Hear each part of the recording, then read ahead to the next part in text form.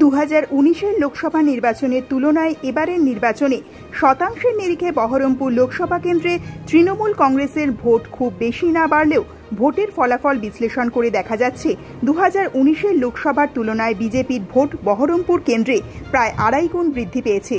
শতাংশের নিরিখে 2019 এবং 2024-এর নির্বাচনে বহরমপুর লোকসভা কেন্দ্রে তৃণমূল কংগ্রেস প্রায় একই ভোট পেলেও 2019-এর তুলনায় এবছর বিজেপি 2,28,848 ভোট বৃদ্ধি।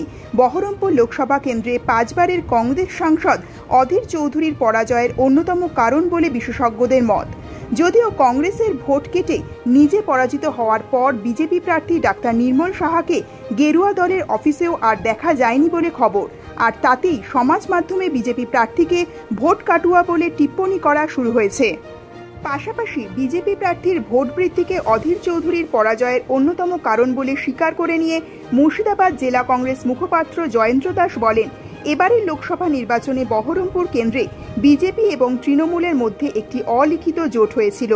এই কেন্দ্রে হিন্দু এবং মুসলিম উভয় সম্প্রদায়ের ভোট অধীর চৌধুরীর পক্ষে যেতে পারে এই আন্দাজ করে তৃণমূল শক্তিপুরে দাঙ্গা করিয়েছিল। এরপর বিধায়ক হুমায়ুন কবিরের ঘৃণা ভাষণ দেওয়ার হিন্দু মুসলিম ভোট আড়াআড়ি ভাগ হয়ে যায়। সংখ্যালঘু সম্প্রদায়ের প্রার্থী ইউসুফ পাঠানের কাছে প্রায় 85,000 ভোটে পরাজিত হলেও বহরমপুর লোকসভা কেন্দ্রে কংগ্রেস প্রার্থী অধীর চৌধুরী প্রায় 43% মুসলিম ভোট পেয়েছেন বলেই সূত্রের খবর। গত লোকসভা নির্বাচনে অধীরের জয়ের ব্যবধান ছিল 80,737 ভোট।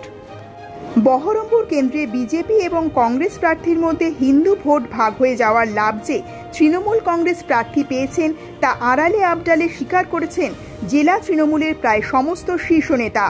গত লোকসভা নির্বাচনে তৃণমূল কংগ্রেসের অপূর্ব সরকার বহরমপুর কেন্দ্রে পেয়েছিলেন প্রায় 5.10 লক্ষ ভোট এবং বিজেপির কৃষ্ণ জোয়ারদার আর্য পেয়েছিলেন মাত্র 1.43 লক্ষ ভোট। এবছর ইউসুফ পাঠান পেয়েছেন 5,24,000 ভোট এবং তৃতীয় স্থানে থাকা নির্মল সাহার প্রাপ্ত ভোট প্রায় 3,71 লক্ষ।